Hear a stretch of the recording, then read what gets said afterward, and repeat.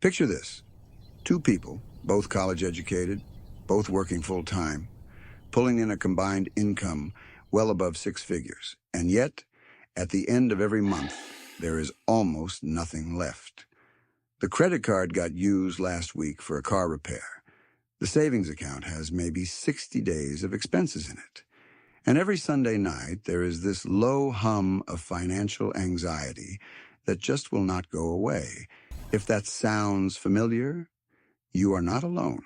And more importantly, you are not failing, you are trapped. And today, I'm going to show you exactly how that trap was built, why it was built, and most importantly, how to start getting out of it. So here is the question that should be keeping every dual-income household up at night. If two incomes are supposed to be better than one, why do so many two-income families feel completely broke? The math should work.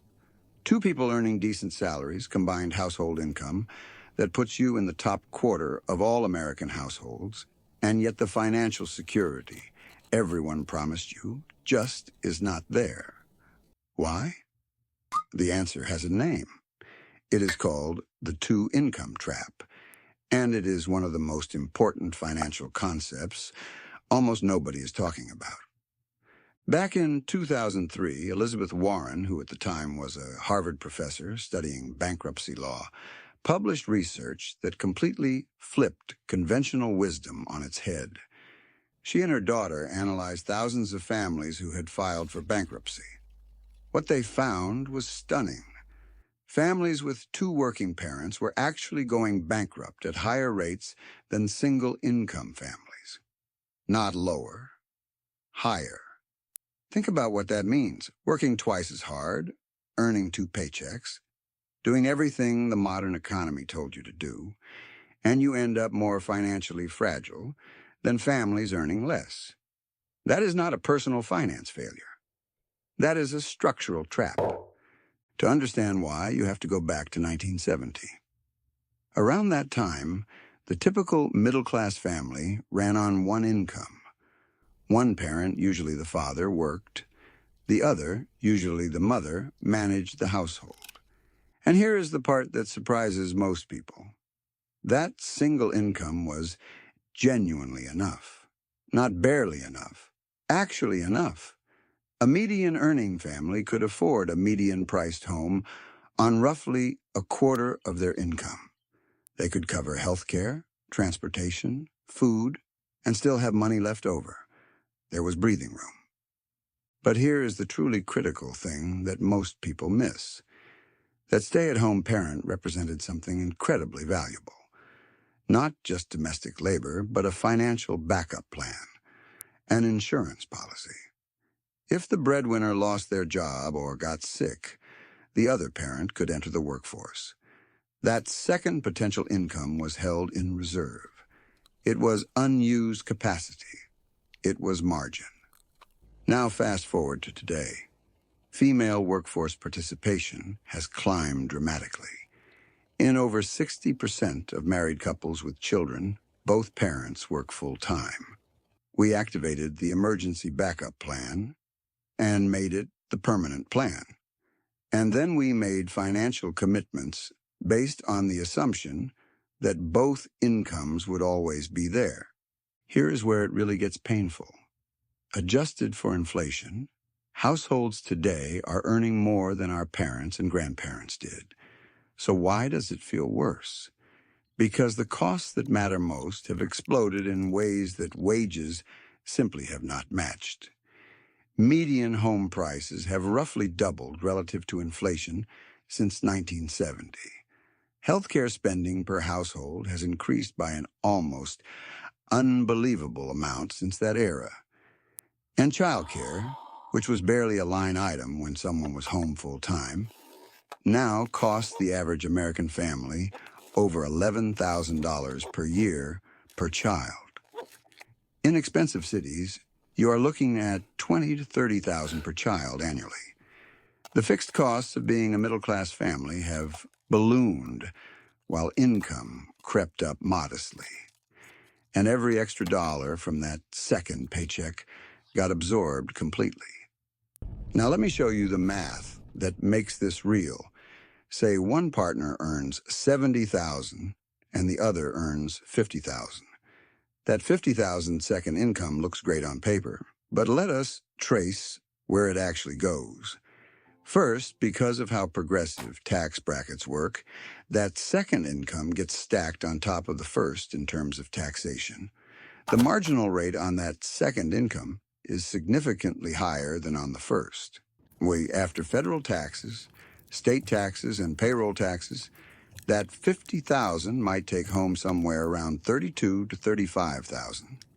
Already we have lost nearly a third before touching a single expense. Now add childcare. One child in daycare averages around 15,000 per year nationally. Two children and you are looking at 30,000. So if you have two kids, the second income is now essentially gone before the month even starts. Then there is the second commute. Two working parents often means a second vehicle, additional fuel, maintenance, insurance, and depreciation. That can run $8,000 or more annually, depending on your situation. And then there is what I would call the exhaustion economy.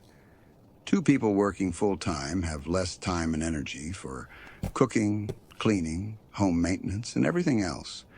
So families spend more on delivery apps, convenience meals, cleaning services, lawn care. Studies consistently show dual-income households spend significantly more on these categories than households where one person manages domestic tasks. Add another 5 to 10,000 per year, run those numbers, and that 50,000 second income can net as little as $2,000 annually. Someone is spending 40 or more hours a week away from home, and the family is netting roughly $8 a day for it. And yet the decisions being made, the mortgage, the car payments, the monthly commitments, are all based on the gross number, because the gross number looks impressive. The bank looks at your combined income and says, yes, you can afford this. And technically you can, as long as nothing ever goes wrong. That is where the trap closes, because now both incomes are fully committed every single month. There is no slack, no reserve, no backup plan. The safety net that previous generations kept folded up in the drawer has already been deployed just to cover baseline expenses.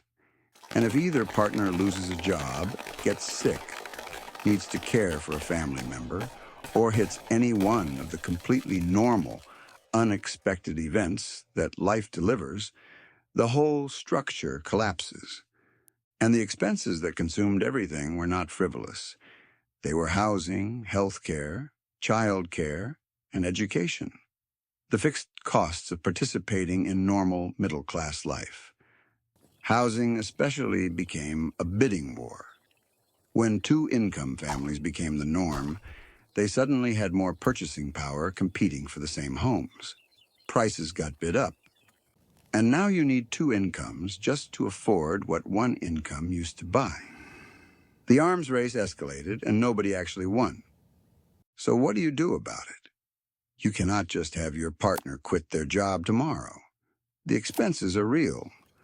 But here is the mindset shift that changes everything. You have to stop treating both incomes as permanent and start treating the second income as temporary, even if it is not going anywhere anytime soon. What this means, practically, is that you structure your fixed monthly costs, your mortgage, your car payments, your non-negotiable commitments, so that one income can cover them alone. Not comfortably, maybe, but survivably. Then the second income becomes something different. It becomes a wealth-building engine rather than a cost recovery mechanism. Call it the One Income Foundation. You buy the house that one income can carry. You resist the mortgage the bank says you qualify for and instead take the mortgage you can service alone. The second income then flows into savings, retirement accounts, emergency funds, and investments. Every dollar invested is buying back flexibility. It is buying the ability to make a choice rather than being forced by circumstance. Yes, this means driving past houses you could technically afford. It means some social awkwardness when your lifestyle does not match your income on paper. It means patience. But within 5 to 10 years, something changes. The investments start compounding. The emergency fund exists. The options open up. You are building actual wealth instead of servicing the appearance of wealth. Here is the bottom line. The two-income trap is not really about how much money you make. It is about flexibility. It is about margin. It is about having a backup plan rather than having already spent it. Two incomes are only better than one if the second one is actually building something rather than disappearing into the rising cost of modern life. You were never failing. The system was failing you. But now that you can see the trap, you have the power to stop walking into it. Hit that subscribe button, because next, we are going to talk about exactly how to restructure your monthly expenses to start building that one income foundation from wherever you are right now.